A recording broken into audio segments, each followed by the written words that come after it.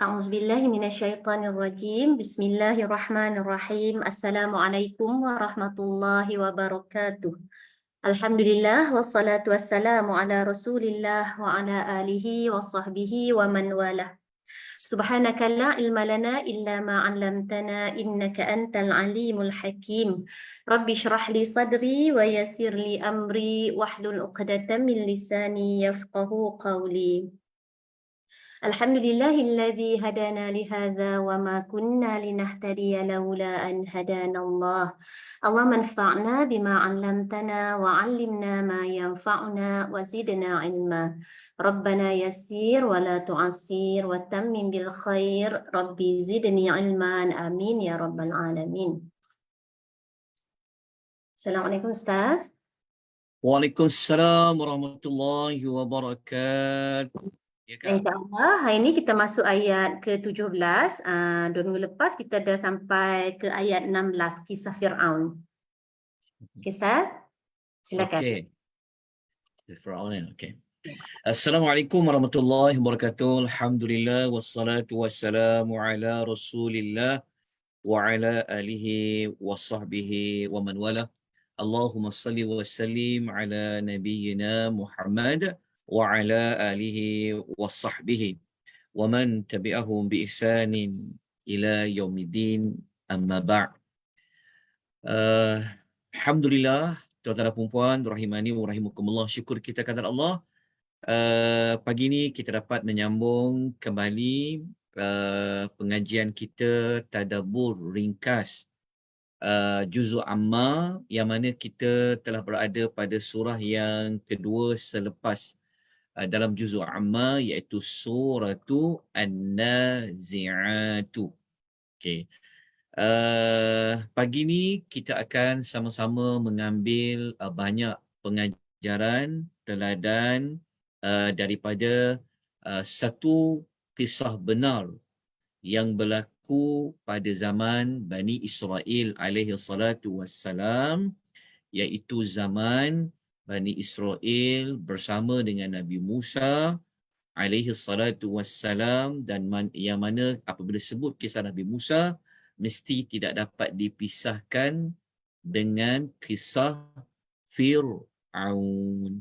Baik, sebelum kita lanjutkan, izinkan saya untuk kembali memaparkan segmen bagi ayat-ayat dalam suratul Nazi'at, supaya pembelajaran kita ini dia berada dalam keadaan yang tersusun, berada dalam keadaan yang teratur, untuk kita sama-sama apabila belajar dalam keadaan teratur, dalam sistematik dan sebagainya, maka mudah untuk kita mengambil teladan.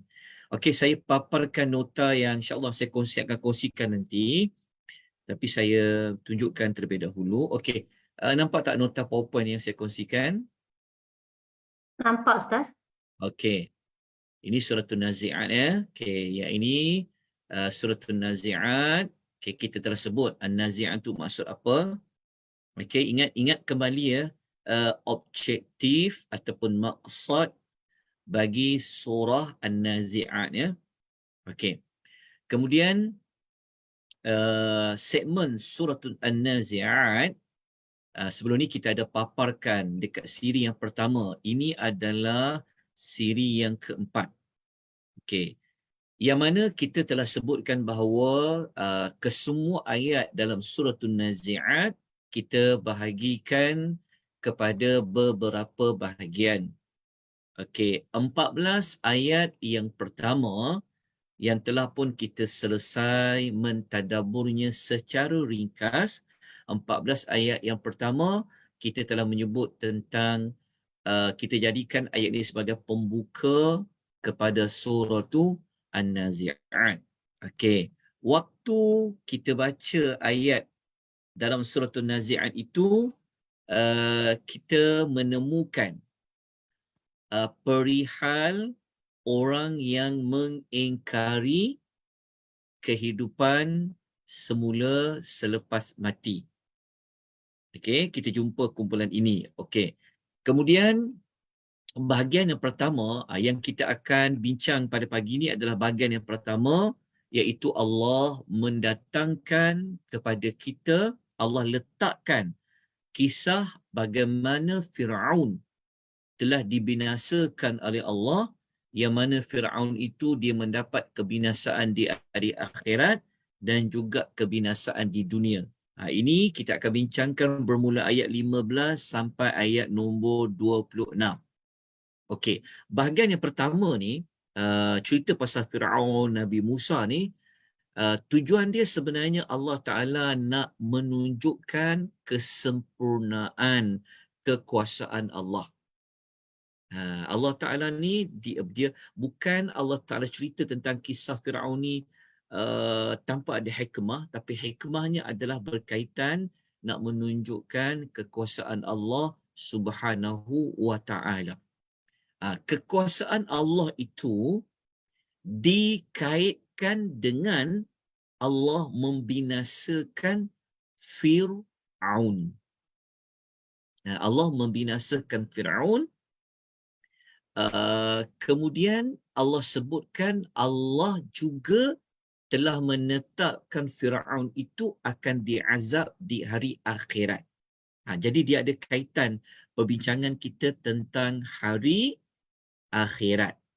Maknanya Fir'aun ini dia dibinasakan di dunia dan di akhirat pun Allah Ta'ala akan berikan dia azab. Jadi tujuan besar dia adalah berkaitan dengan kekuasaan Allah Subhanahu wa Ta'ala. Okey. Kemudian bahagian yang kedua, yang ini kita tidak akan pelajari pada pagi ini, tapi saya sebut terlebih dahulu, iaitu kumpulan ayat 27 sampai 33 ni sebenarnya adalah tentang kekuasaan Allah juga. Tetapi cara Allah nak membuktikan dia berkuasa itu adalah dari sudut Allah Ta'ala cerita dari sudut penciptaan langit, penciptaan bumi. Yang itu. Okey. Sebab apa saya nak paparkan kerana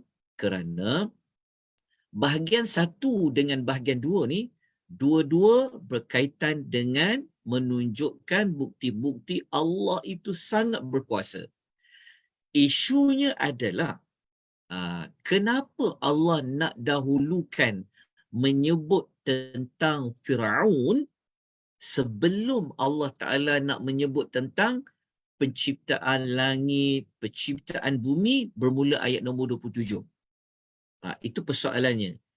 Yang insya-Allah nanti persoalan ni kita akan rungkaikan sebentar lagi. Okey, ayat 27 sampai 33 ni pasal apa? Okey, saya tunjukkan ayatnya terlebih dahulu. Okey. Ayat 27 tu, kalau kita baca, kejap ya. Okey. Saya dah siapkan 23 soalan untuk tetamu puan. Hari ni tuan-tuan kena jawab soalan tu. Okey, kita tengok ayat 27 kan? Ini Allah Ta'ala cerita tentang apa? Cipta langit, nampak tak? Amis sama'u banaha. Okey. Lepas tu Allah Ta'ala cerita tentang wal arda. Itu cerita tentang Allah menghamparkan bumi. Sampai ayat nombor berapa? Sampai ayat nombor 33. Okey. Ingat ya, kita akan cara nak faham surah An-Nazi'at ni kita kena tahu pembahagian topik-topik kecil di dalam surah tersebut. Itu yang kita panggil dia sebagai segmen. Okey, kena faham maklumat ni. Okey, jadi dekat sini kita dah faham ayat 27 sampai 33 tu pasal apa. Okey, dah jelas, iaitu kita akan belajar insya-Allah minggu depan. Tapi hari ini kita nak belajar kumpulan ayat bermula nombor 15 sampai 26. Okey, dah jelas pembahagian ayat tu. Okey. Dah jelas, maka saya nak kita terus pergi kepada ayat yang ke-15 terlebih dahulu. Saya akan buat pengulangan sikit. Sambil saya mengulangi ni, saya akan buat beberapa penambahan maklumat. Okey, saya harap tuan-tuan telah pun bersedia. Okey, boleh buka Quran terjemahan bermula ayat nombor 15 surah An-Nazi'at. Okey. Kita sebenarnya dah sampai ayat nombor 16 kan? So pagi ni sepatutnya kita nak masuk ayat nombor 17. Okey, kita baca dulu ayat nombor 15. A'udzu billahi minasyaitonir rajim. Hal ataka hadithu Musa. Adakah telah sampai kepadamu, kepada engkau wahai Muhammad, kisah Nabi Allah Musa. Okey, ini adalah cara Allah Ta'ala nak menarik perhatian. Cara Allah menarik perhatian ini dari sudut Allah bertanya, kamu pernah dengar cerita tak? Pernah dengar cerita tak? Jadi itu cara Allah nak menarik perhatian kepada manusia supaya mereka mengkaji, membaca, mengkaji tentang kisah Nabi Musa. Kenapa dengan kisah Nabi Musa ni? Okey. Yang mana Allah Ta'ala mengatakan idnadahu, ayat nombor 16, ketika Rabbnya, nadahu rabbuhu, ketika Tuhannya. Rabbuhu di sini maksudnya Allah yang menciptakan, Allah yang memiliki, Allah yang mengaturkan, yang memelihara sekalian alam itu, ketika nadahu, memanggilnya itu memanggil Nabi Musa. Panggil Nabi Musa ni dekat mana?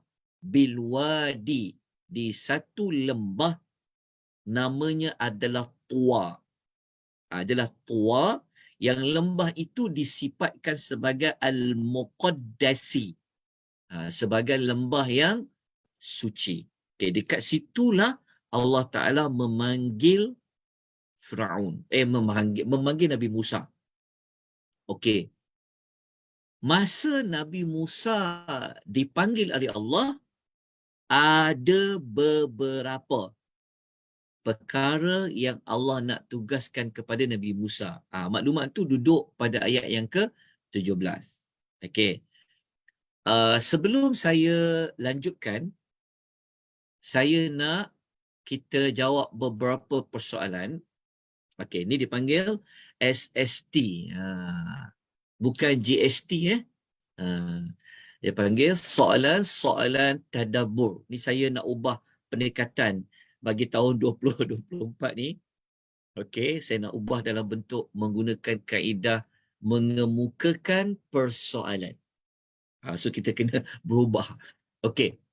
Soalan-soalan tadabbur yang kita nak rungkaikan pada pagi ni adalah, okey, yang pertama, apakah hikmah Allah meletakkan, menceritakan kisah Nabi Musa, dan kisah Fir'aun di dalam surah An-Nazi'at. Itu persoalan pertama. Soalan pertama ni maknanya, kenapa Allah tak cerita kaum Ad ke yang dibinasakan? Kenapa Allah tak cerita kisah kaum Lut yang Allah binasakan? Maksudnya, mengapa dipilih kisah Rasul Musa dan Fir'aun? Itu soalan pertama. Soalan yang kedua, apakah hikmah didahulukan penyebutan kisah Nabi Musa dan Fir'aun sebelum Allah menyebut tentang penciptaan langit dan bumi? Seperti mana segmen yang telah saya bentangkan tadi pada peringkat awal. Dua soalan ni kita nak jawab terlebih dahulu. Okey. Siapa boleh kongsikan jawapannya? Jawapan dia ada berkaitan dengan nama surah, ada berkaitan dengan tujuan surah. Okey. Kenapa dengan Nabi Musa ni? Kenapa Allah memilih kisah Nabi Musa? Ada apa dengan Musa ni? Persoalan pertama dulu. Musa. Paling banyak dalam Quran kisah Nabi Musa, dan cabaran dakwah Nabi Musa tu sangat berat sebab kepada kaum dia dan juga kepada Fir'aun. Okey, jap. Okey. Jawapan pertama, kerana kisah yang paling banyak dalam Quran. Okey, betul, sahih. Okey, lagi yang kedua tadi. Sebab Uh, cabaran besar. okey, maksudnya Rasul yang paling mencabar ujian tugasan dakwahnya adalah Nabi Musa. Okey, betul. Sahih. Okey, cabaran dakwah yang paling kuatlah. Maksudnya yang sangat mencabar dakwahnya. Okey, kerana Nabi Musa bukan sekadar dakwah untuk Bani Israel, bukan sekadar untuk kaumnya, tapi juga kepada Firaun, kepada menterinya dan kepada kaum Firaun. Maksudnya dua kaum lah. Betul tak? Kaum Firaun dan juga Bani Israel. Okey, betul. Okey, lagi ada jawapan lain lebih spesifik lagi tentang kisah Nabi Musa ni. Ustaz, Ya, silakan. jawapan dari Maksudnya. saya menyesuaikan topik perbincangan kita mengenai dengan surah ni. Kenapa? Tentang orang kafir yang dicabut nyawanya. Dia berkaitan dengan nama surah ni. Kemudian juga dia menyambung kepada cerita atau topik sebelumnya dalam surah An-Naba. Okey, maksudnya jawapan daripada Puan Nik Sum tu adalah nama surah itu adalah yang mencabut itu malaikat yang keras mencabut nyawanya, maka sangat bertepatan pemilihan Firaun yang dicabut nyawanya dengan keraslah. Okey. Kemudian ada berkaitan dengan perbincangan tentang surah yang sebenarnya surah An-Naba. Okey. Jawapan lain, okey, ingat ya, Nabi Musa adalah merupakan rasul, okey, merupakan rasul yang paling terkenal, yang paling masyhur bagi Bani Israel. Itu nombor satu. Maksudnya Nabi Musa ni sangat dikenali oleh pelbagai agama. Bahkan Bani Israel ni, kalau sebut Bani Israel mesti kita ingat Nabi Musa, betul tak? Okey. Kemudian Nabi Musa menerima kitab yang paling agung selepas Al-Quranul Karim. Nabi Musa dia dapat kitab Taurat. Walaupun dalam konteks ayat ni tak sebut pasal Taurat, tapi Nabi Musa ni rasul yang paling mulia, kitabnya kedua selepas Allah menurunkan Al-Quranul Karim lah. Kitab pertama Al-Quran, kedua adalah kitab Taurat. Kemudian Nabi Musa ini adalah salah satu daripada rasul ulul azmi lah. Okey. Sebab dia ada kait, dah selesai, termasuklah jawapan-jawapan yang telah diberikan sebentar tadi tu. Okey, lepas tu kita boleh tambah lagi, Nabi Musa dialah rasul yang Allah kemukakan, boleh nampak mukjizat dia secara jelas. Maksudnya dalam banyak-banyak rasul, mukjizat yang macam yang nampak hebat, yang nampak besar ni adalah Nabi Musa. Kan? Semua orang tahu kan mukjizat Nabi Musa ni. Okey, mukjizat dia besar, luas. Nampak nanti kita akan sebut mukjizat dia apa, semua orang tahu. Okey. Kemudian kenapa Allah sebutkan pasal Firaun? Okey, Firaun kita sedia maklum adalah seorang yang sangat zalim, besar kekuasaan dia, tentera dia ramai. Okey, kita faham cerita dia. Tapi akhirnya Allah musnahkan dia. Okey. Kemudian kita tahu Firaun adalah sangat bersesuaian dengan surah ini kerana Firaun adalah di antara orang yang mengingkari tentang maksudnya orang yang sangat tidak beriman kepada Allah, kepada hari akhirat. Okey. Kedua-dua kisah ni, Nabi Musa dengan Firaun ni, Allah Ta'ala nak cerita kepada Nabi SAW hikmahnya untuk apa?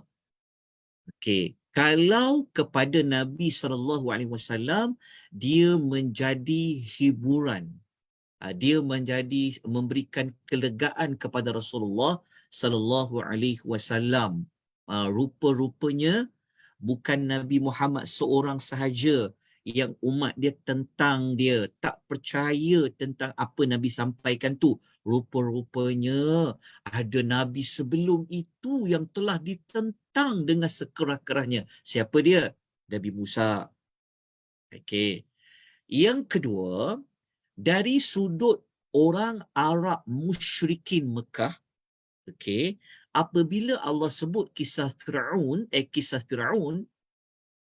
dan kisah Nabi Musa, ia memberikan satu amaran keras daripada Allah kepada orang Arab musyrikin Mekah. Sebab apa? Sebab semua orang tahu antara orang yang kuat, yang gagah, kuasa dia besar adalah Firaun.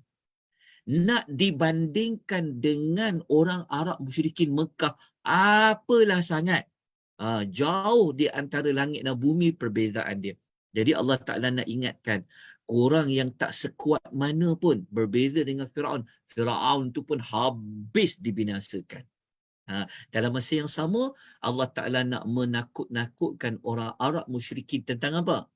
Tentang kalau mereka menentang keras Nabi Muhammad SAW, maka mereka akan menghadapi isu yang sama yang Allah boleh buat kepada Firaun lah. Itu di antara hikmah dia.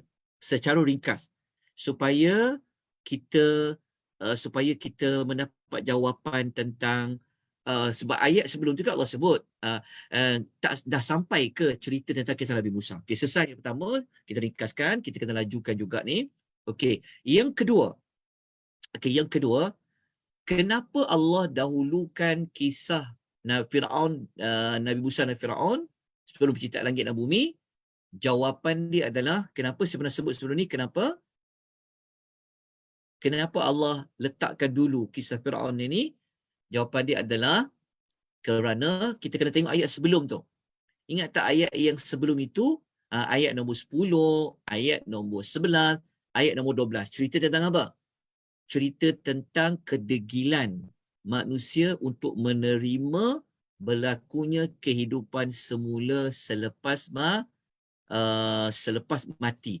Jadi kenapa nak dahulukan kisah Firaun? Kerana nak linkkan dengan orang yang degil. Orang yang keras kepala ni. Yang tidak mahu beriman ni. Sebab tu Allah kena letakkan cerita yang paling dekat dengan orang degil ni, kisah Firaun, sebelum Allah bawa cerita penciptaan langit dan bumi. Dua-dua tujuannya sama, untuk menunjukkan kuasa Allah Subhanahu wa taala. Okey, kita lanjutkan lagi. Banyak lagi nak kena belajar ni. Okey, nombor 3. Persoalannya ni lebih kepada ulangan juga. Okey, bilakah peristiwa Nabi Musa dia dipanggil oleh Allah di lembah Tua tu? Kita tahu Tua tu adalah satu lembah. Kalau sebut lembah, mesti dikaitkan dengan air. Okey, bila peristiwa Nabi Musa dia dipanggil oleh Allah di lembah Tua yang suci tu? Itu soalan pertama. Boleh sebutkan? Tentera Puan Rahimani wa rahimakumullah. Ustaz, semasa dalam perjalanan balik dari Madian, dia nak menuju semula ke Mesir. Okey, ikut Ustazah Nur Asiah tu, peristiwa Nabi Musa naik ke lembah Tua adalah dalam semasa perjalanan keluar daripada Madian nak balik ke Mesir. Jawapannya sahih, benar. Jazakillahu khaira. Okey. Untuk fahamkan dia punya rentetan kisah ni, izinkan saya paparkan kronologi. Okey, saya nak paparkan kronologi kisah Nabi Musa tu. Ni secara ringkas saja. Sebenarnya kita pernah belajar kisah Nabi Musa ni berpuluh-puluh siri, tapi saya ulanglah untuk meraihkan sahabat-sahabat kita begini.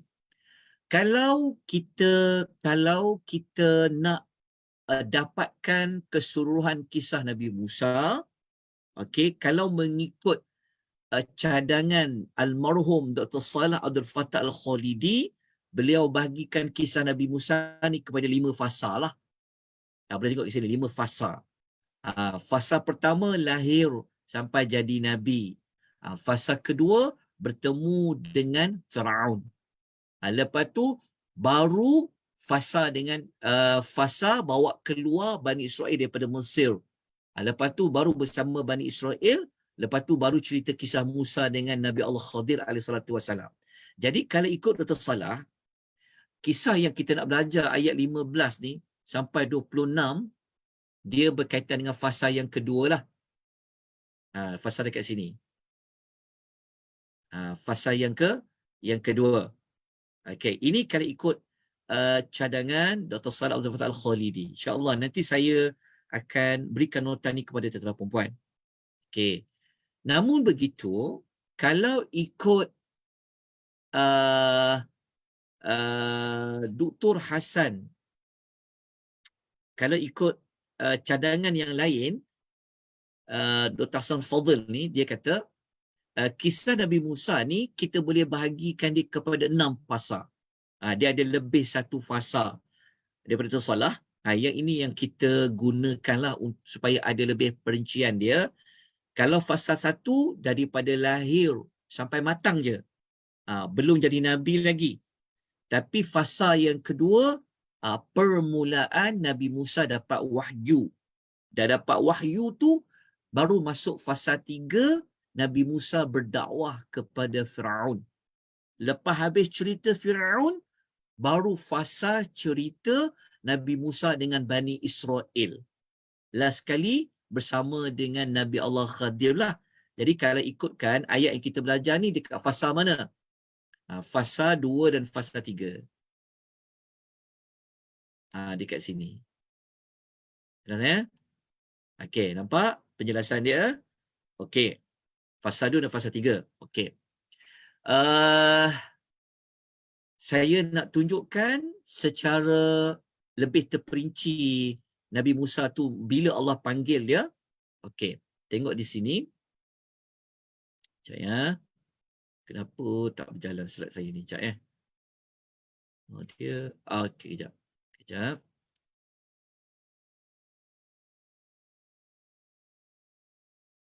Okey, cuba tengok kronologi ni.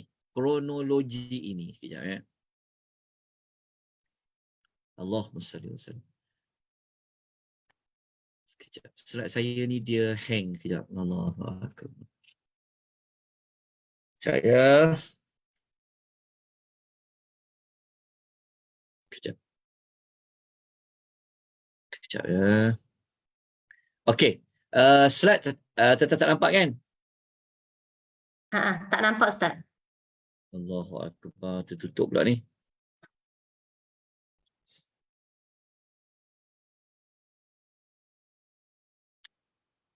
Sekejap ya.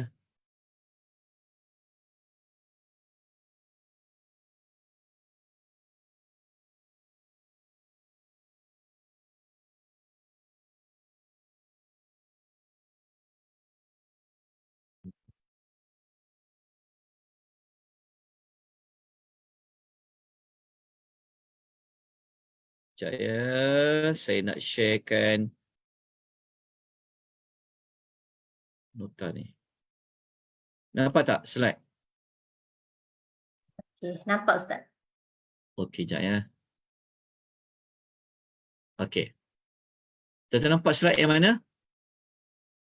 Keluar dari Madian menuju Mesir bersama isterinya, malam dan sejuk. Okey, betul. Okey. Ayat yang kita pelajari tentang Allah memanggil Nabi Musa ni, okey, dekat lembah Tua, satu lembah yang suci. Okey, bermula cerita dia di mana? Okey. Mula-mula Nabi Musa dia keluar daripada Madian. Okey, Madian ni adalah rumah, adalah kampung isterinya. Okey, ataupun kampung pak mentuanya. Yang kita tahu Nabi Musa 10 tahun Nabi Musa berada di Madian. Nabi Musa lari daripada Mesir masuk ke Madian 10 tahun, berkahwin. Akhirnya dia nak balik ke Mesir. Dia balik bawa isteri dia, tapi balik waktu tu malam, ditambah dengan sejuk. Sebab tu Nabi Musa dia bawa api lah. Okey, dia bawa. Dalam perjalanan tu, Nabi Musa dia nampak ada api, terang cahaya api tu di wadi, iaitu lembah Tua yang kita belajar sekarang ni. Okey, tapi ayat yang kita belajar dekat surah An-Nazi'at tak cerita nampak api tu. Dia terus shortcut cerita, terus Allah panggil dia. Tapi kalau nak perincian dia yang inilah. Okey. Masa Nabi Musa dia nampak api dekat lembah Tua tu, okey, panjanglah cerita lain tu. Nabi Musa pesan ke isteri dia, lepas tu Nabi Musa pun naiklah ke lembah Tua tu. Masa dia sampai kat lembah Tua tu, dia tak boleh pakai kasut. Allah memerintahkan Nabi Musa supaya tanggal kasut dia tu. Okey. Masa dia dah naik dekat lembah Tua itu, asal-asalnya dia nak cari api. Kan? Lalu Allah memperkenalkan diri. Allah memperkenalkan bahawa yang memanggil itu adalah Allah. Dan Allah pun menyampaikan wahyu kepada Nabi Musa dari arah pokok. Okey. Sebab saya kena bawa cerita supaya dapatlah sedikit kata-kata maklumat. Kenapa, macam mana boleh tiba-tiba sampai kat lembah Tua tu? Macam mana Allah boleh manggil dia? Okey. Semua ada ayat Quran lah. Okey. Kemudian sebelum Allah suruh Nabi Musa jumpa Firaun, sebab ayat kita baca surah Nazi'at ni dia memang cerita yang potong-potong dah. Kan? Okey. Allah Ta'ala mula-mula, Allah Ta'ala perintah kepada Nabi Musa supaya dia lemparkan tongkat yang dia bawa tu. Nabi Musa ni dia berjalan, dia bawa tongkat daripada pokok kayu. Jadi sampai kat lembah Tua tu, Allah Ta'ala suruh dia lemparkan tongkat yang kau bawa tu. Lepas tu kita fahamlah cerita ya, tongkat tu bertukar menjadi ular, Nabi Musa lari, Allah panggil balik semula. Lepas tu Allah perintahkan Nabi Musa mengepitkan tangan ke ketiak melalui celahan baju. So ni kita faham, bila ada kaitan dengan apa kita akan pelajari sebentar lagi. So keluarlah cahaya pada tangan Nabi Allah Musa alaihi salatu wassalam. Okey, ingat masa ni belum lagi Allah perintahkan jumpa Firaun. Belum.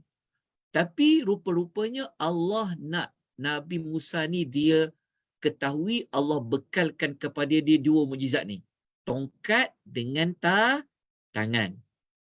Okey. Selepas itu, apa yang berlaku?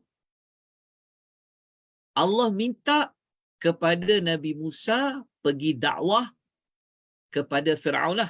Ayat yang kita baca tadi itulah. Sekejap ya. Allahu Akbar. Sekejap.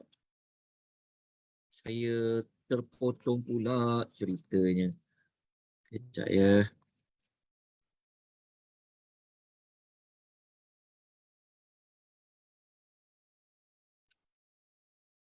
Allahu Akbar. Sekejap tuan-puan ya. Okey. Okey. Pendekkan cerita. Akhirnya Nabi Musa diperintahkan oleh Allah untuk jumpa Firaun. Okey, itu jumpa Firaun tu. Okey. Pendekkan cerita dia, akhirnya Nabi Musa pun jumpa kepada Firaun. Okey, jumpa Firaun. Okey.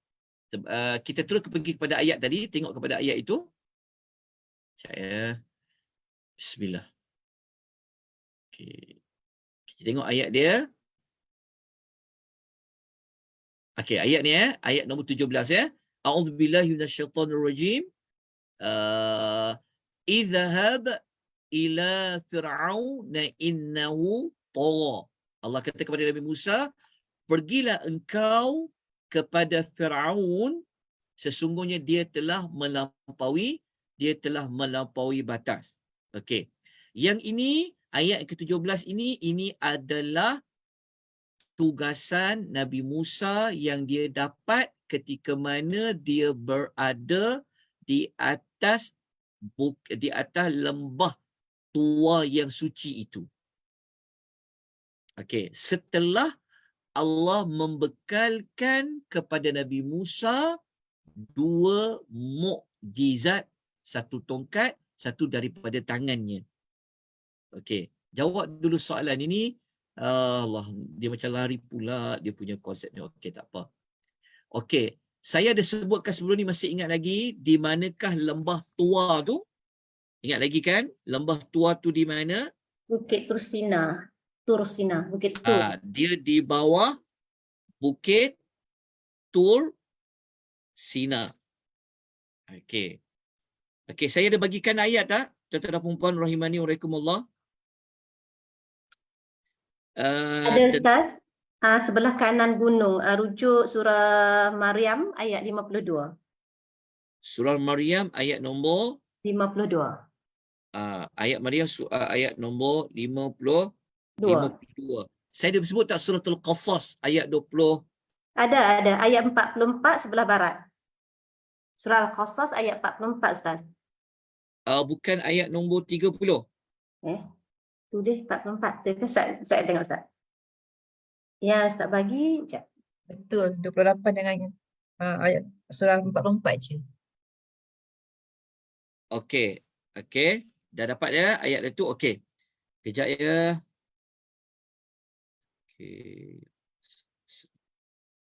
Okey. Saya tunjukkan gambar dia. Okey, ni ya. Ni. Ini adalah Gunung Tursina lah. Okey, dekat sinilah nampak tak anak panah tu? Anak panah hitam yang anak panah hitam tu lembah Al-Muqaddas itu. Dia di bawah pada Gunung Tursina, tetapi dekat kawasan Gunung Tursina. Okey. Kalau tengok dekat sini. Cuba tengok gambar rajah ni. Okey, yang nombor 1 ni, nampak tak tulisan hitam yang bulatan merah ni? Nombor 1 ni. Ya. Okey. Yang nombor 1 bulatan merah ni, ini adalah Bukit Tursina lah. Okey. Yang nombor 3. Yang nombor 3, inilah sebenarnya lembah tua tapi sebelah kanan.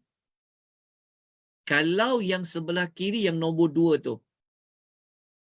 Nampak tak? Nampak tak yang kanan dan kiri Gunung Tursina? Okay, Gunung Tursina, kanan dan kiri. Okey. Tengok lembah tua yang nombor 4. Maka saya yang nombor 4. Yang nombor 4 itulah lembah tua yang Nabi Musa dapat tadi tu. Okay, cuba tengok dia. Kalau kanan lembah dan kiri lembah, nampak? Kanan lembah dengan kiri lembah. Boleh faham tak? Yang gambar rajah Gunung Tursina dengan lembah kanan dengan lembah kiri. Okey. Ini yang dibuat oleh para ulama sejarah tentang lembah tua tu. Okey. Pendekkan cerita dia. Okey, cuba tengok gambar rajah ni. Ni ini yang tadilah, arah tadi itulah. Okey, saya tak mau panjangkan. Okey. Sekarang kita nak terus kepada soalan apa saya buat tadi ya. Allahumma salli wa sallim ala nabiyyina Muhammad. Dah siapkan tadi kan? Betul. Pada mana soalan tadi? Siap ya. Allahumma salli wa sallim ala nabiyyina Muhammad. Okey, ini saya tinggalkan ya. Saya tinggalkan soalan lepas kita dah bincangkan mengapa lembah tua disebut suci. Kita telah sebut kenapa dia panggil Wadil Muqaddasa, Muqaddas itu telah kita sebut. Kemudian apa maksud tua? Sekejap, apa maksud tua? Tua, saya disebut tak apa maksud tua? Okey, tuan catat ya, tua ni. Tua tu maksudnya adalah melipat. Melipat. Tua adalah yang dimaksudkan adalah melipat. Kenapa lembah itu dipanggil lembah melipat? Kata Pak Quraish Shihab, merujuk macam tak lipat macam ni. Kalau kita lipat baju, kalau kita lagi lipat banyak, lagi berganda tebal, betul tak? Lipat lagi berganda. Okey. Maksud dekat situ adalah kalimah tua ni adalah satu lembah yang memiliki lipatan kesucian dia. Maksudnya kesucian yang berganda-ganda. Atau dipanggil lembah tua, iaitu lembah yang berlipat ganda kesuciannya. Okeylah. Itu tua tadi. Okey. Kita terus pergi kepada yang keenam. Okey. Firaun yang Nabi Musa kena pergi itu nanti, apabila dia sampai dekat Mesir, Firaun itu nama ke atau gelaran? Gelaran. Dia adalah gelaran. Dia bukan nama raja di Mesir. Gelaran. Tapi siapa nama Firaun dekat Mesir zaman Nabi Musa tu? Allahu Ta'ala alam. Tapi dia gelaran. Okey. Nombor 4. Nombor 10, soalan yang berikutnya. Kenapa Firaun Allah panggil dia sebagai Tagha? Dia melampaui batas. Apa sebab Firaun itu Allah kata innahu tagha, dia melampaui batas? Apa maksud melampaui batas? Melampaui batas dalam perkara apa? Dia mengaku Tuhan. Okey, kalau kita baca dalam ayat itu, jom kita tengok ayat dia. Okey. Antara melampaui batas maksudnya melampaui dalam melakukan maksiat kepada Allah. Maknanya banyak maksiat dia. Melampau dia dalam melakukan maksiat, lepas tu dia panggil Tagha. Dia panggil Tagha. Okey, antara contoh kesalahan Firaun sampai dia patut dipanggil Tagha, dia telah melakukan melampaui batas. Kita boleh jumpa nanti dekat ayat nombor 23. Kita jumpa dekat ayat nombor 23. Dia mengatakan bahawa dia adalah Tuhan yang maha tinggi. Okey. Lepas tu kejap ya.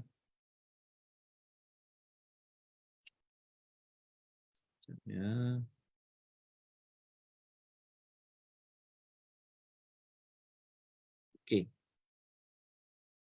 Dapat tak tuan-puan ayat dia? Okey, sekejap ya. Saya nak mencari satu lagi ayat yang okey. Cuba tuan-tuan catat ya. Contoh ayat lain yang melayakkan Firaun disebut melakukan perbuatan tagha adalah suratul Qasas. Tengok ayat nombor 38. Ayat nombor 38,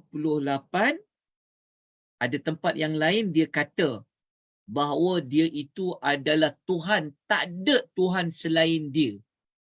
Itu pada ayat lain, surah Al-Qasas ayat 38. Betul tak? Al-Qasas ayat nombor 38.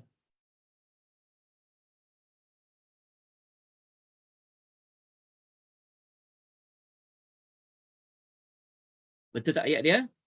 Siapa boleh bacakan ayat surah Al-Qasas 38? Baca terjemah ni pun tak apa.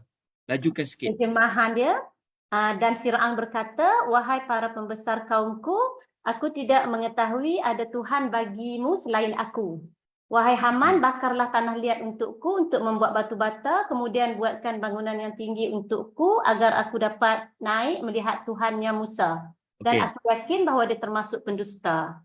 Okey. Itu di antara justifikasi kenapa Allah menyebutkan Firaun itu tagha, melampaui batas. Bukan sekadar dengan Tuhan, tapi dengan manusia. Kita fahamkan dia bunuh anak lelaki, dia perhambakan orang perempuan, iaitu Bani Israel lah. Okey, selesai dah.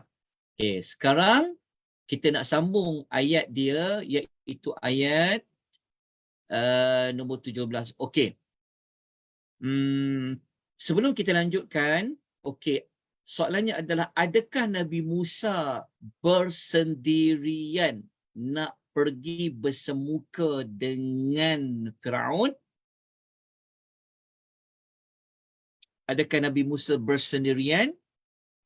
Tidak. Tidak. Tidak. Dia pergi bersama Saudaranya Harun. Nabi Harun. Nabi Harun. Okey, tolong catat surah Taha ayat nombor 43. Surah Taha ayat nombor 43, kita akan menemukan Allah memerintahkan dua orang pergi kepada Firaun, innahu tagha. Kalau dalam ayat ni hanya seorang, idhhab. Tapi dalam surah Taha ayat 43 Allah kata idhhaba. Okey, dah selesai ya? Okey. Okey. Tagha sudah selesaikan. Okey, sekarang ni mari kita lihat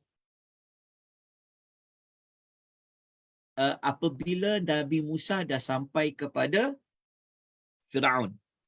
Okey. Allah Ta'ala berfirman, A'udzubillahi minasyaitonirrajim, ayat nombor 18. Okey, siapa nak baca ayat nombor 18 ni? 18, 19. Saya. Alright Kak, silakan. A'udzu billahi minasyaitonir rajim. Faqul hal laka ila an tazakka wa ahliyaka ila rabbika fatakhsha. Maka katalah kepada Fir'aun, ada atau tidak keinginanmu untuk membersihkan diri daripada kesesatan? Dan engkau akan kupimpin ke jalan Tuhanmu agar engkau takut kepadanya. Okey. Ayat nombor 18 adalah tawaran Nabi Allah Musa kepada Firaun, iaitu Nabi Musa mengatakan faqul. Maka Allah perintah kepada Nabi Musa, cakap dekat Firaun. Okey, cakap dekat Firaun, adakah engkau ingin tazakka, menyucikan dirimu? Maksudnya menyucikan diri daripada apa? Daripada kesyirikan, daripada kekufuran. Nabi Musa kata, kau nak berubah tak? Kau nak bertaubat tak? Kau nak sucikan diri kau, wahai Firaun. So Nabi Musa menggunakan pendekatan apa? Pendekatan yang lembut kepada Firaun. Sedangkan kita tahu Allah gelar Firaun tu adalah tagha, melampaui batas. Ni ayat ni dia macam ayat dia sangat lembut.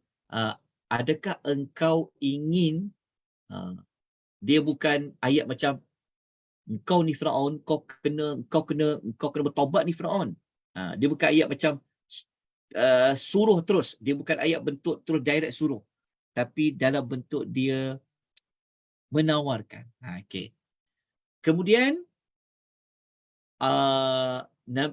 Nabi Allah Musa menawarkan juga kepada Firaun untuk apa? Wa'ahdiyaka.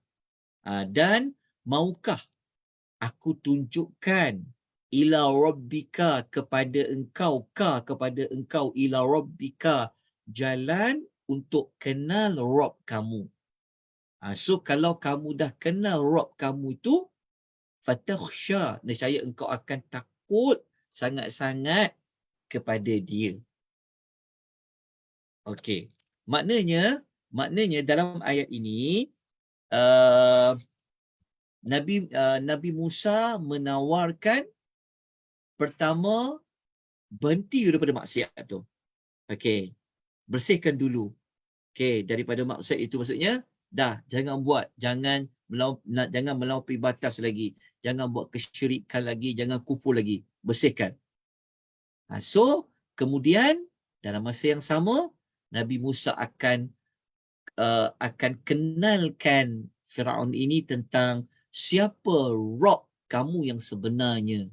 Sebab apa? Untuk kenalkan Nabi Musa tentang Tuhan. Sebab kita tahu Nabi Musa itu, dia adalah Nabi Firaun itu adalah yang melampaui batas. Okay, jelas ya tentang maklumat ini.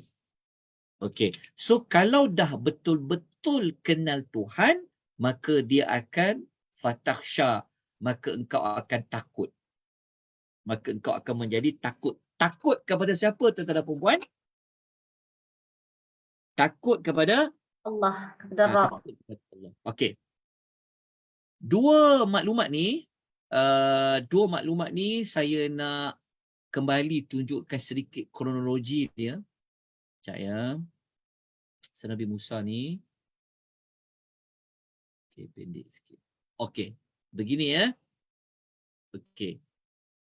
Sebenarnya kalau diperincikan, setelah Nabi Musa dengan Firaun dia sampai dekat Mesir, sebenarnya mereka jumpa dulu Firaun secara bersendirian. So mereka jumpa Firaun secara berasingan dulu. Maksudnya mereka jumpa Firaun je. Lepas tu baru Nabi Musa dia jumpa secara lebih besar kelompoknya bersama dengan para pembesar Firaun. Faham tak? Faham tak konsep dia? Mula-mula jumpa Firaun dulu. Okay. Lepas tu baru jumpa dengan pembesar-pembesar Firaun.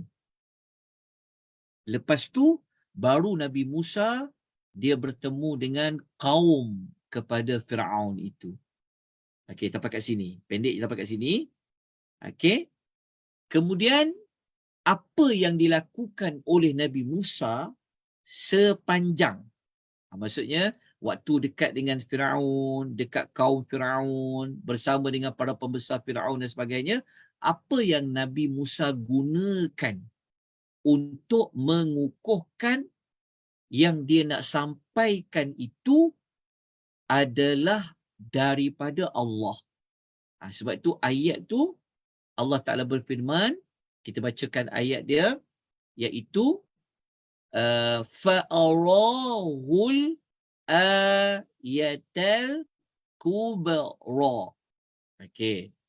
Maka Nabi Musa memperlihatkan kepadanya, iaitu Firaun, tu Firaun, iaitu ayata, iaitu ayat yang besar, al-kubra.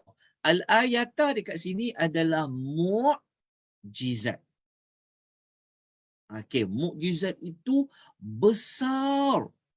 Sebab tu kita sebutkan tadi, kenapa dipilih Nabi Musa. Letak dalam satu naziat, salah satu justifikasinya kerana Nabi Musa ni, dia mempunyai mukjizat yang al-kubra, yang besar.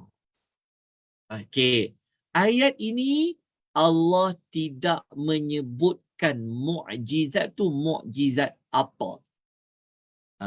Siapa yang boleh jelaskan mukjizat tu mukjizat apa sebenarnya?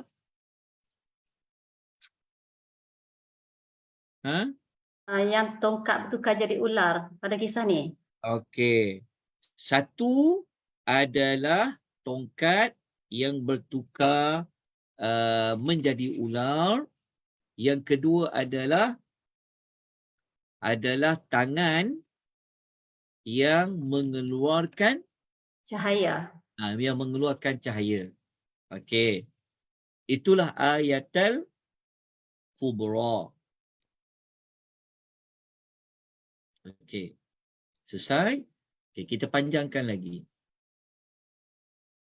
Apakah reaksi Firaun setelah dia dapat melihat dua mukjizat Nabi Musa tu? Okey, boleh bacakan ayat 21 sampai ayat nombor 24. A'udzu billahi minasyaitonir rajim.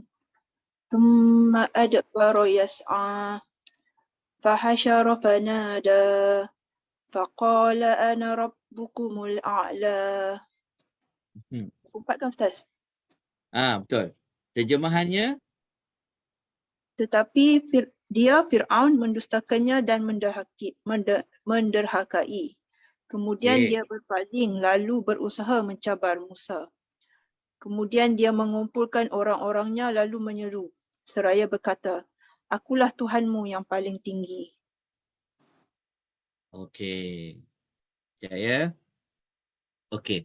Dalam ayat ini, dalam ayat 21, tindakan awal yang dilakukan oleh Firaun itu apa? Dia telah kadzaba. Dia menolak Nabi Musa itu sebagai seorang rasul. Okey. Dia tak percaya bahawa ayat Al-Kubra dekat situ, mukjizat itu adalah dari Allah. Dia menganggap ia sebenarnya adalah seperti sihir. Itu dekat fakadzaba. Fakadzaba. Ya.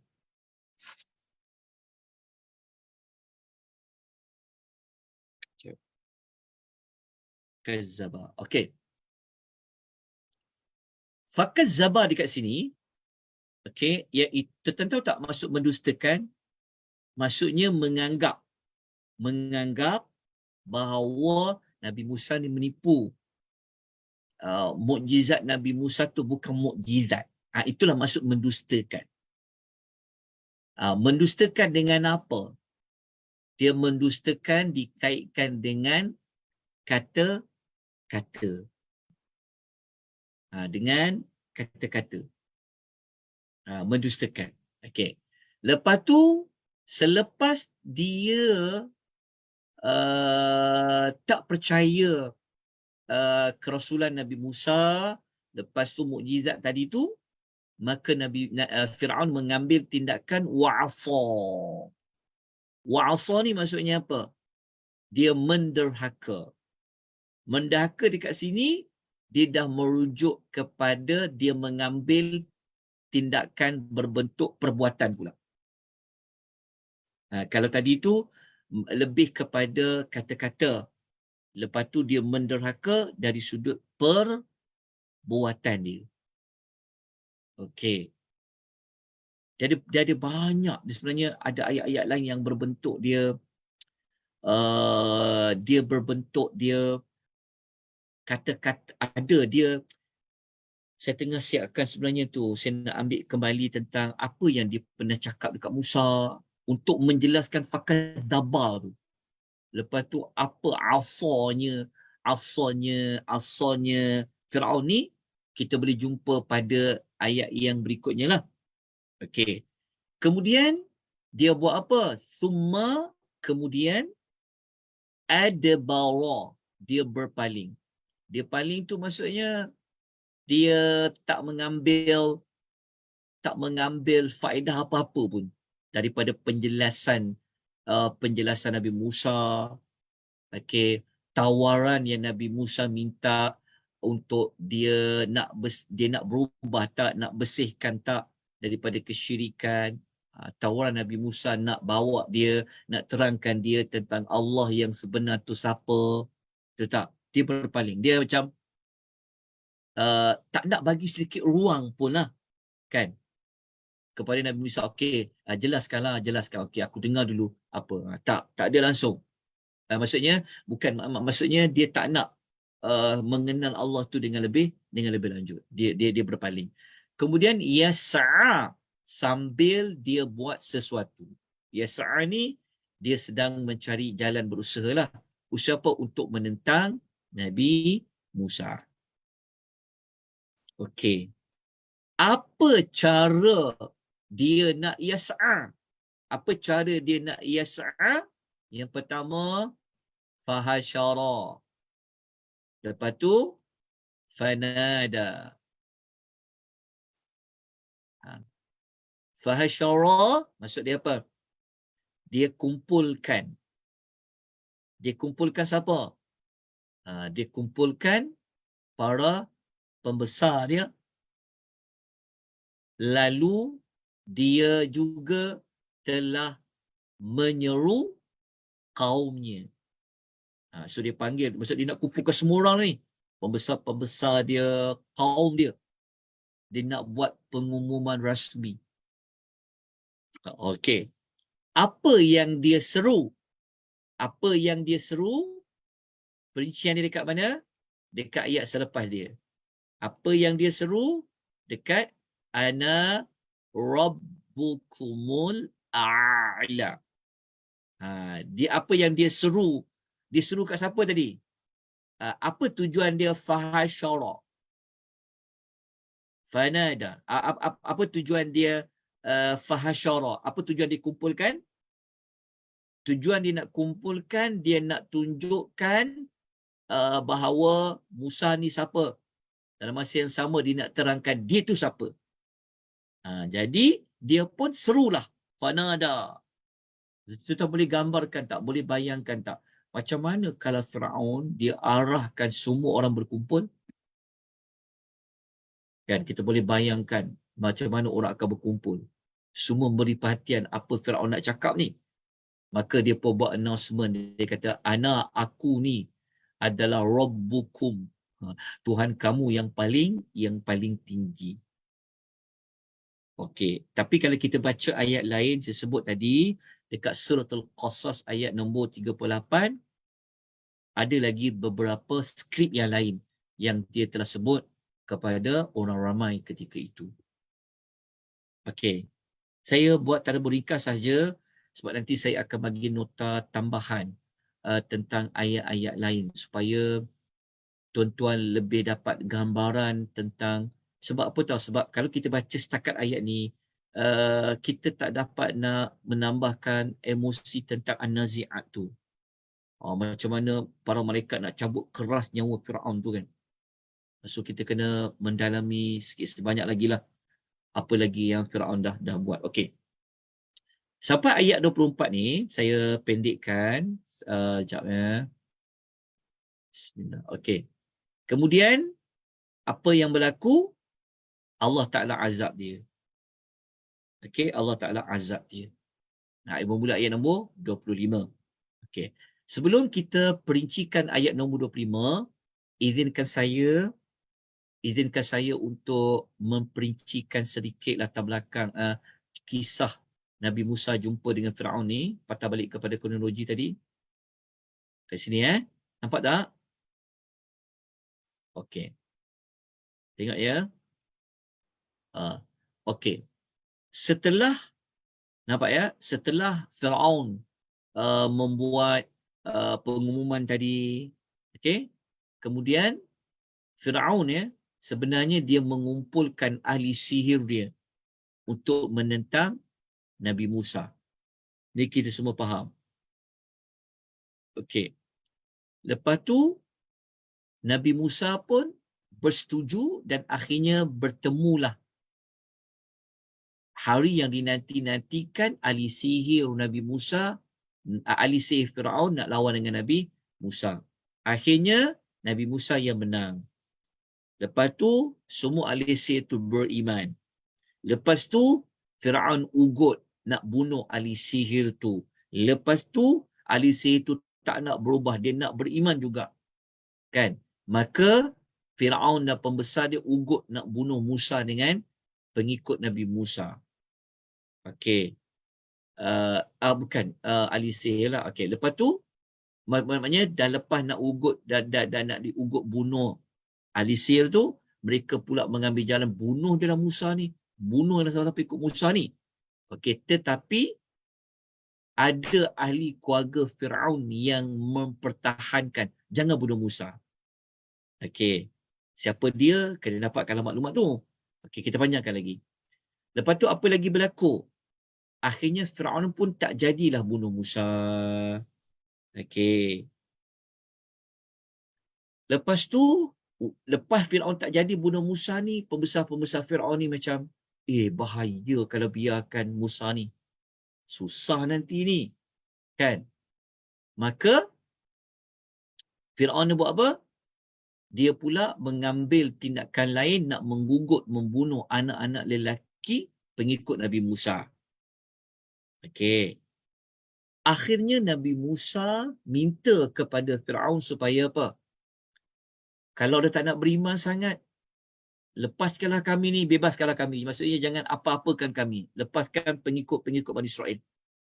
Boleh faham Lepas dalam masa yang sama, Nabi Musa pesan dekat kaum dia supaya bertawakal. Bani Israel bertawakal, kuat, ingat pada Allah tu. Okey. Kemudian Nabi Musa dengan Nabi Harun pun dia pun buatlah dakwah secara diam-diam, kena buat masjid dan sebagainya lah. Okey. Kemudian apa lagi berlaku? Dekat sini negeri Mesir ketika itu dilanda musim kemarau, kekurangan buah-buahan. Masa ni yang kita tahu yang datangnya belalang, kutu, darah. Betul ya? Dekat sinilah, dekat flow ni. Lepas mereka hilang daripada malapetaka tu, Firaun membodohkan kaumnya.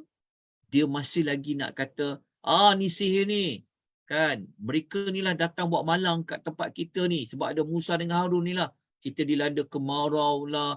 Tak cukup buah-buah lah. Datang serangga-serangga, belalang, semua-semua tu lah. Tapi Nabi Musa mempertahankan kebenarannya dengan penuh keberanian. Okay, lepas tu apa lagi berlaku? Nabi Musa minta kepada Allah, Allah, mereka ni kalau kepala sangat, musnahkanlah mereka. Allah kabulkan doa Nabi Musa lah. Allah akan musnahkan Fir'aun itu. Tapi Allah pesan kepada Nabi Musa beberapa pesanan.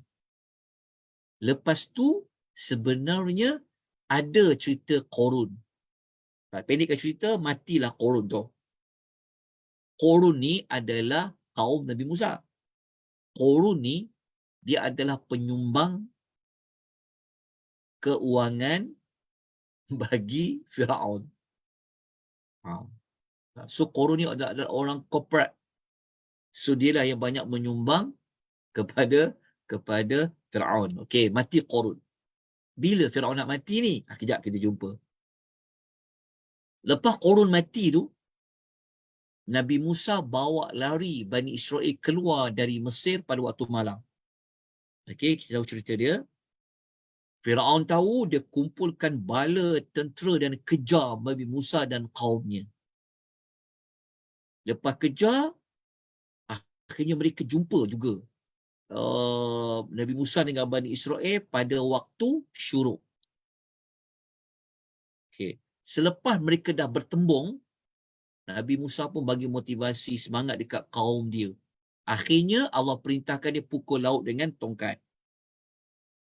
Firaun dengan tenteranya pun ikut juga seberang laut tu. Dan akhirnya apa yang berlaku? Matilah Firaun. Maka matinya Firaun, pembesar-pembesar dia, tentera-tentera dia, pergilah balik ke ayat tadi tu. Ayat ni. فَأَخَذَهُ اللَّهُ نَكَالَ الْآخِرَةِ وَالْأُولَى. Maka Allah pun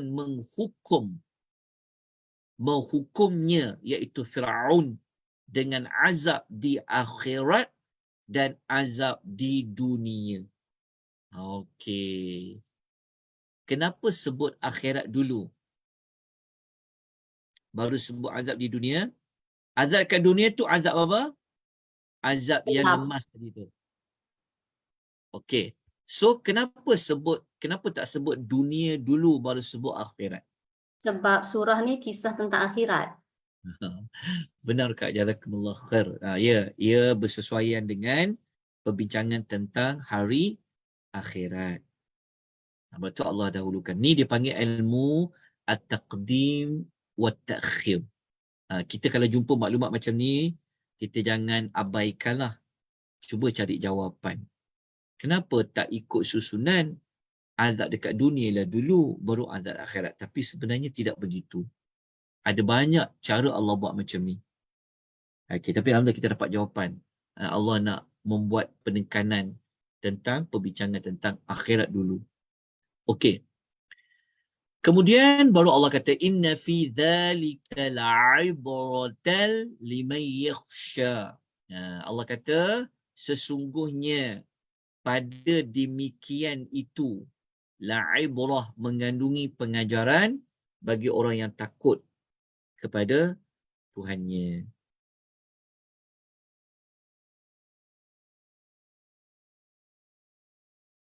Okey. Okey. La'ibratan limai yakhsha. Okey. Maksud dia Allah bagi tahu. Siapa-siapa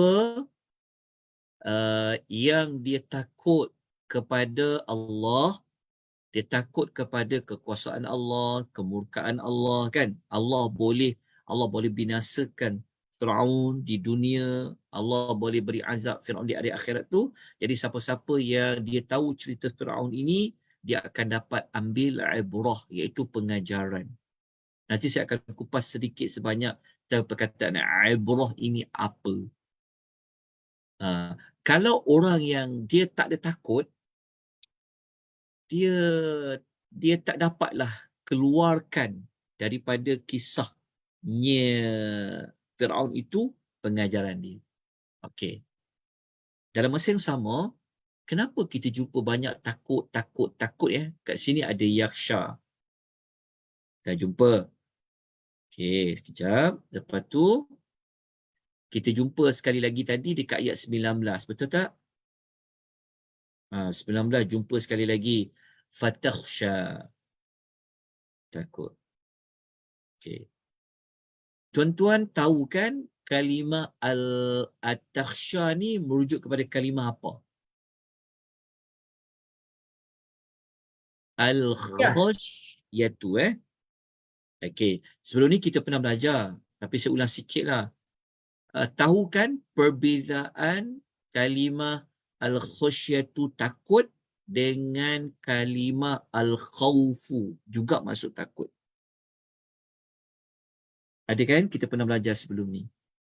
Okey, boleh terangkan tak apa perbezaan kalimah al-khashyatu takut, khasya tu, dengan kalimah al-khawfu?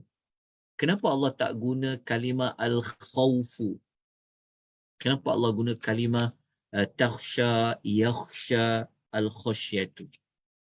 Apa perbezaan dia? Silakan.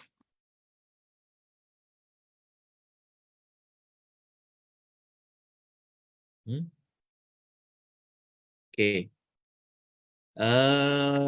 Perbezaan dia kita semua tahu kan? Al-khashyatu adalah takut yang lebih mendalam. Takut yang sebenar-benarnya takut. Dia berbeza dengan al-khawfu.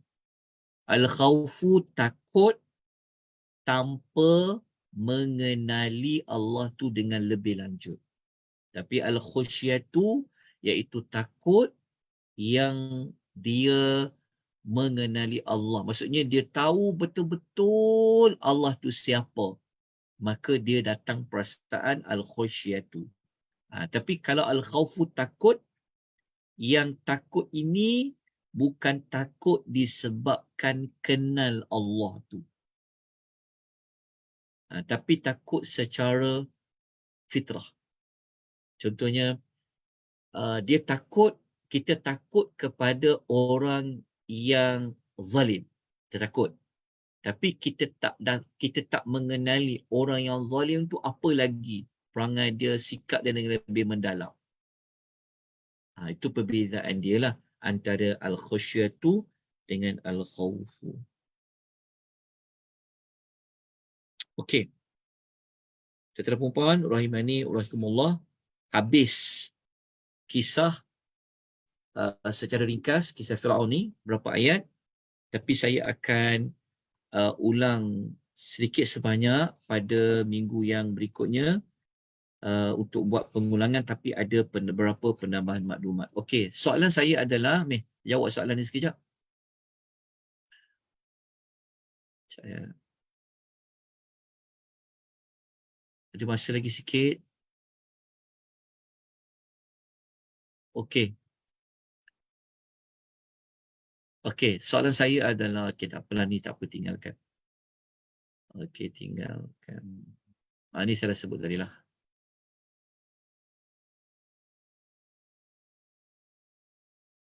Ini tak apalah. Okay, ada soalan tak sebelum kita nak buat ulang kaji sikit sebelum kita Ada dekat ruangan chat daripada Dr. Munirah. Assalamualaikum Ustaz. Apa beza kalimah tagha dan apa Dr. Munirah tu baghin ya bunyi apa Ustaz? bawa. Bagha. Okey, dia bawa ni contoh ayat dia dalam surah Hujurat kan. Wa in ta'ifatani minal mu'minina taqtulu, betul kan? Fa in baghat ihdahuma. So apa perbezaan dia? Itu saya wallahu ta'ala alam nak jawab pada hari ini. Saya tidak ada ilmu untuk menjawab kalimah tagha bezanya dengan bara. Tagha tu huruf ta, kalau bara tu huruf ba. Tagha. Okey. Tapi kalau tagha kita fahamlah, dia dikaitkan dengan yang melampaui had dalam melakukan maksiat. Tapi kalau bara tu melampaui batas juga. Tapi melampaui batas dalam perkara apa? Iaitu nanti saya dapatkan. Kalau siapa yang tahu, tolong kongsikan tentang perempuan. Maklumat tentang bara tu.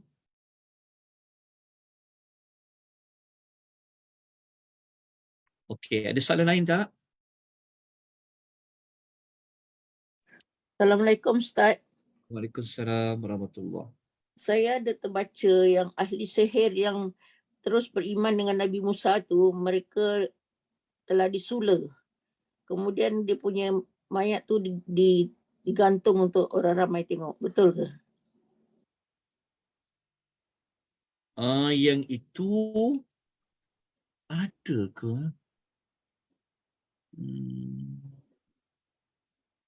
Wallahu ta'ala a'lam. Kejap. Yang tu saya tak pasti puan. Disula ke tak disula yang itu? Yang setakat yang kita pernah belajar tentang Nabi Musa tu tak ada lagi sebenarnya yang dia disula tu. Ke ada? Ada siapa boleh kongsikan tak? Saya lupa pula orang tu ada hadis riwayat ke apa ke, saya tak baca betul. Setakat ni tak jumpa lagi lah. Cuma memang mereka diunggut bunuh oleh Firaun tu. Oh, tapi tak dibunuh lah. Ha? Tapi tak dibunuh. Yang itu Sekejap ya.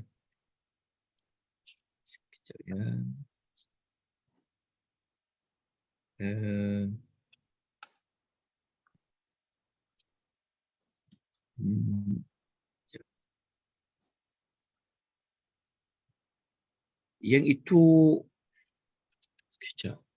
Saya tak pasti puan, nanti saya Kak Liza tolong take note Kak. Soalan tu, adakah ahli sihir yang beriman kepada Firaun itu dia mati dibunuh? Lepas tu cara dia mati dibunuh Kak ya. Nanti tolong kongsikan pada saya. Nanti saya akan cari jawapan dia insya-Allah. Minta maaf je puan, saya tak dapat nak berikan jawapan kerana saya tidak ada maklumat lah tentang itu. Allahu ta'ala a'lam. Tapi dia menambahkan kekejaman yang dilakukan oleh Fir'aun tu. Mengingatkan kita tentang kekejaman dia, kezaliman Fir'aun. Betul. Dia kalau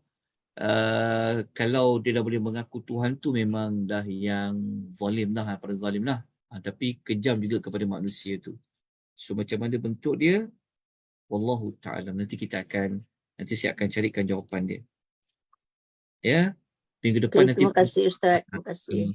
Nanti puan tolong tanya semula ya maklumat tu ya. Puan tanya semula nanti maklumat tu. InsyaAllah. Okey. Okey, ada soalan lain ke?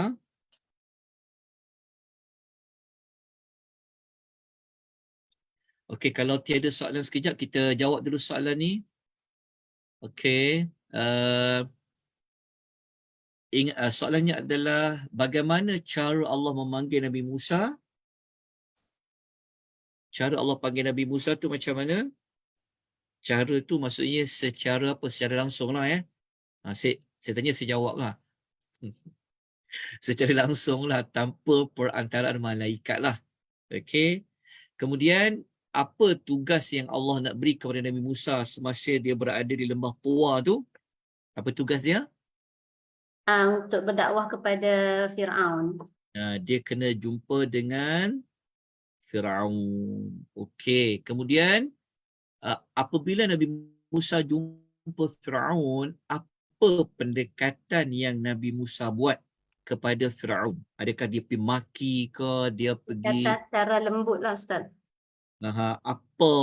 apa yang ditawarkan oleh Nabi Musa kepada Firaun itu? Okey. Untuk jawab nombor sebelah tu, Ustaz. Berhenti berbuat maksiat. Okey. Mengajak Jawapan nombor supaya berhenti 11 buat tu, maksiat. tolong tulis ayat surah Taha 44. Surah Taha ayat 44. Taha 44 yang dia cakap lembut kepada Firaun tu. Faqula lahu qawlan layyinan tu. Itu dalam surah lain lah. Surah Taha ayat 44 ya. Okey, apa tawaran Nabi Musa, Kak? Yang pertama, Berhenti dari berbuat maksiat. okey, Nabi Musa menawarkan agar dia bertanya dulu. Sebab orang ni kalau nak berubah, kalau dia tak nak berubah, memang susah nak berubah. Cakaplah apa pun. Ajaklah apa pun. Tadi dia tawar dulu. Nak berubah tak? Okey, lepas tu tawaran kedua, Kak, adalah Tawaran kedua, Tawarkan Nabi Musa, Nabi Musa menawarkan kepada Firaun agar dia meninggalkan kesyirikan dan untuk menyucikan diri dia daripada kesyirikan dan kemungkaran yang dilakukan. okey, lagi satu. Nabi Musa nak memperkenalkan siapakah Rabb yang sebenar. Maksudnya Nabi Musa nak memberikan peluang kepada Firaun supaya mengenali Allah itu dengan lebih, Tuhan yang sebenarnya itu apa. Okey.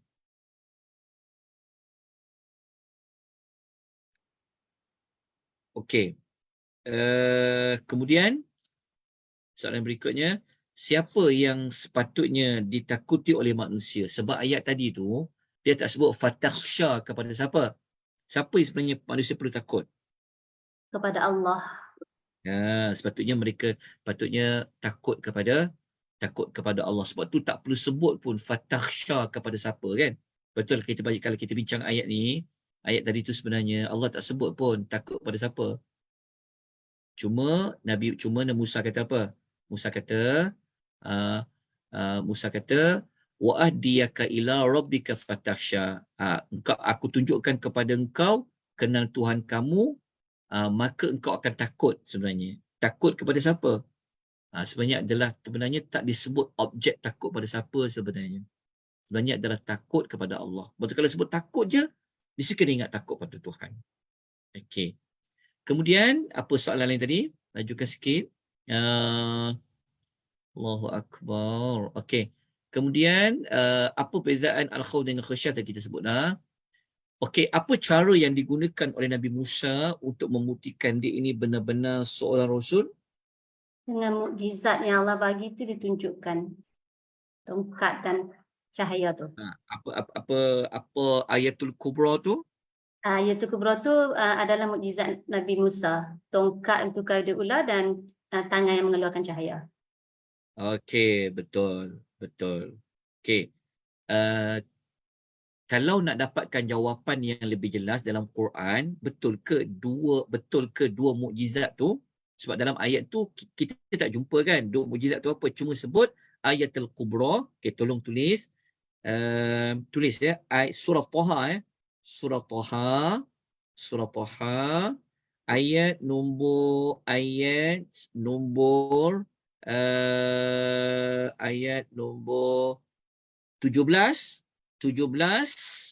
sampai 23. Ayat nombor 17 sampai 23 kita akan dapat jawapan 2 ayat Al-Kubra tu. Ayat Al-Kubra tu adalah tongkat dengan tangan tu. Jadi nak tahu jawapan tu duduk dekat surah Taha ayat 17 sampai ayat nombor 23. Sebab tu kalau baca ayat 23 surah Taha, Allah kata linuriyaka min ayatinal kubra. Linuriyaka min ayatinal kubra. Okey, dapat dah? Dah. Okey. Okey. Lepas tu apa reaksi Firaun setelah dia dapat melihat dua bukti tadi tu? Firaun buat apa? Fir'aun tak percaya. Okey, dia pertama dia tak percaya. Okey. Dia tak percaya tu. Menuliskan dengan kata-kata dia. Okey, tulis kat situ, tulis dekat nota apa bentuk kata-kata dia. Saya terus bagi jawapan dia. Tulis ya Suratul Syu'ara ayat nombor 27. Okey, Suratul Syu'ara ayat nombor 27. Firaun cakap apa? Dia kata Musa ni gila. Musa ni gila. Kan? Itu di antara contoh fakadzaba. Dengan kata-kata. Dia kata apa? Dia kata inna rasulakumul ladzi ursila ilaikum la majnun. Dia kata ni rasul yang kamu ni yang dia dakwah aku, dia tunjuk kamu, dia kata dia ni benar-benar gila. Okey. Lepas tu saya nak tunjukkan contoh. Kan Nabi Musa, kan Firaun asal kan, mendahaka kan? Mendahaka tu apa tadi kita sebut?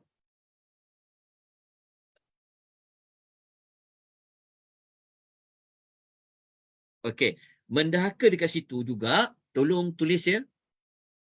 Mendahaka dekat situ dalam berbentuk dia aba. Aba tu dia ingkar. Tulis surah Taha ayat 57. Surah Taha ayat nombor 57. Surah Taha ayat nombor 57. 56 maka saya 56. 56 kita akan jumpa perkataan aba selepas fakadzaba. Selepas fakadzaba akan jumpa perkataan wa aba. Dalam ayat An-Nazi'at, ayat dia lebih kepada fakadzaba wa asa. Dekat surah Taha ayat 56, fakadzaba wa aba. Aba tu enggan. Enggan tu dia sama macam kisah Iblis. Allah kata, sujudlah Iblis. Iblis apa? Aba wastakbara. Dia enggan sujud. Jadi kalau Firaun yang wa'asa tu contohnya adalah kepada aba. Aba tu maksudnya dia enggan menerima tawaran Nabi Musa yang dua tadi tu. Okey ya? Okey. Soalan saya adalah, soalan nak habis dah ni. Ya Allah. Okey. Agak-agak Firaun ni dia percaya tak? Maksud dia, dari sudut fitrah dia percaya tak Musa tu Rasul? Percaya. Dia percaya. Okey, macam mana dia percaya? Okey, tulis dalil dia. Tulis surah An-Naml, suratul Namlu ayat 14 cepat. Surah Namlu ayat nombor 14. Surah An-Naml ayat nombor 14. Ayat tu kata Nabi Firaun ni dalam hatinya dia terdetik. Musa ni betul ni Rasul ni. Tak pernah lihat mukjizat macam tu. Okey, betul sebenarnya. Tapi sebab dia sombong, dia tak nak declare lah. Dia terima kan? Okey, faham eh? Okey, dapat dah. Okey, lepas tu minggu depan lah. Ada waktu lagi tak? Sebab saya nak sebenarnya minggu depan tu saya akan panjangkan lagi lah. Dia lebih kepada pengulangan tapi perincikan lagi macam tu. Sebab kalau perincikan semua nanti takut ayat tu bergerak lambat. Jadi saya ambil dulu yang lapisan satu, lepas tu kita masuk lapisan yang kedua. Okey, minggu depan saya akan terangkan contoh apa maksud adbara dengan yas'a tu. Ya. Sebab surah Nazi'at ni dia pendek sebab dia cerita pasal malaikat kan. Malaikat dia cepat je. So cerita ni pendek terus macam cut.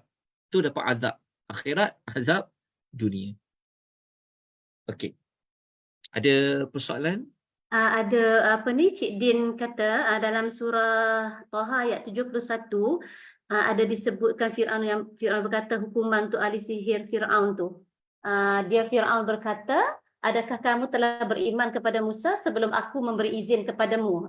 Fir'aun berkata kepada ahli sihir kan, sesungguhnya Betul. dia itu pemimpinmu yang mengajar sihir kepadamu. Sesungguhnya aku akan kupotong tangan dan kakimu secara bersilang. Dan sesungguhnya akan aku salib kamu pada pangkal pohon kurma dan sesungguhnya kamu pasti akan mengetahui siapa di antara kita yang lebih pedih dan lebih kekal siksaannya. Bukan kan? Betul. Dia ugut nak silang dan dia ugut nak salib tu. Betul. Saya dah lupa dah ayat dia tu. Okey, jazakumullahu khairan Cik Din ya atas jawapan itu. Betul. Tapi adakah dia disula? Dia salib lah. Okey. Nanti kita perincikan lagi yang tu ya. Okey, jazakumullahu khair. Okey. Minggu depan kita ulang sedikit perincian dia, lepas tu terus masuk kepada bahagian kedua. Minggu depan kita masuk bahagian kedua ni. Kita masuk segmen yang ni. Dekat ayat ni ya, kita masuk dekat mana segmen kedua tu. Ya. Kita masuk dekat bahagian nombor 2 ya. Bukti-bukti kekuasaan Allah pada kejadian langit dan bumi ya. InsyaAllah. Tapi sebelum tu kita ulang sikit, lepas tu kita buat penambahan lah.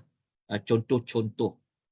Apa adbara, apa tu yas'a, lepas tu macam mana dia kumpul, macam mana dia menyeru kepada kaum dia, lepas tu apa skrip-skrip lain yang dia sebut ketika dia kumpul kaum-kaum dia tu. InsyaAllah nanti kita akan ceritakan. Okey, terima kasih banyak-banyak tuan-tuan dan puan atas penglibatan, memberikan jawapan yang bertanya dan sebagainya. Jazakumullah khair. Saya suka sangat kalau tuan-tuan boleh tambahkan maklumat, tuan-tuan boleh buat memberikan banyak lagi maklumat-maklumat. Jadi majlis ilmu ni dia berjalan dengan baguslah, ada banyak hala. Okey, sebab tak semua yang saya tahu. Kadang dah tahu pun lupa. Dosa banyak sangat. Dah makin ni, lepas tu Kisah Nabi Musa ni banyak ayat dia. Jadi itulah nampak dah kelupaan tu. Terima kasih banyak-banyak pada tuan-tuan dan puan. Okey, kita berhenti dengan kadar itu. Kita jumpa lagi nanti insya-Allah minggu depan ya. Bahagian yang kedua ya. 27 sampai 33. Kita lajukan sikit perbincangannya. Okey, saya serahkan Kak, ada apa-apa? Alhamdulillah Ustaz. Jadi Kak cuma perlu ingatkan Ustaz soalan Dr. Munirah tentang bara tu dan juga bara daripada surah Al-Hujurat ayat 9 dan beza dengan Torah surah Nazi'at ni kan? Betul. Yang tadi tu, yang soalan tadi tu Puan Syarifah tentang ahli sihir tu mati dibunuh secara sula atau tidak, Cik Din dah bagi jawapan dekat surah Taha ayat 71 tadi. Jadi jawapan dia kan Ustaz, cuma tak pasti kena sula atau tidak, tapi yang disebut tu adalah disalib. Betul. Okey, baik Ustaz. Jadi satu soalan je lah untuk Ustaz. Untuk Ustaz jawab nanti. Okey. Jazakumullah khair. Okey. Jadi terima kasih semua. Jazakumullah khairah. Kita akhiri dengan tasbih kafarah dan suratul As. Subhanakallahumma bihamdika asyhadu an la ilaha illa anta astaghfiruka wa atubu ilaik. Wal 'asri innal insana lafi khusr illa alladziina aamanu wa 'amilus salihati wa tawassaw bil haqqi wa tawassaw bis sabr. Wa sallallahu ala nabiyyina Muhammad wa ala alihi wa sahbihi ajma'in. Walhamdulillahi rabbil alamin. Wassalamualaikum warahmatullahi wabarakatuh. Terima kasih Ustaz. Waalaikumsalam. Terima kasih semua. Terima kasih semua. Assalamualaikum. Assalamualaikum warahmatullahi. Terima kasih Lisa.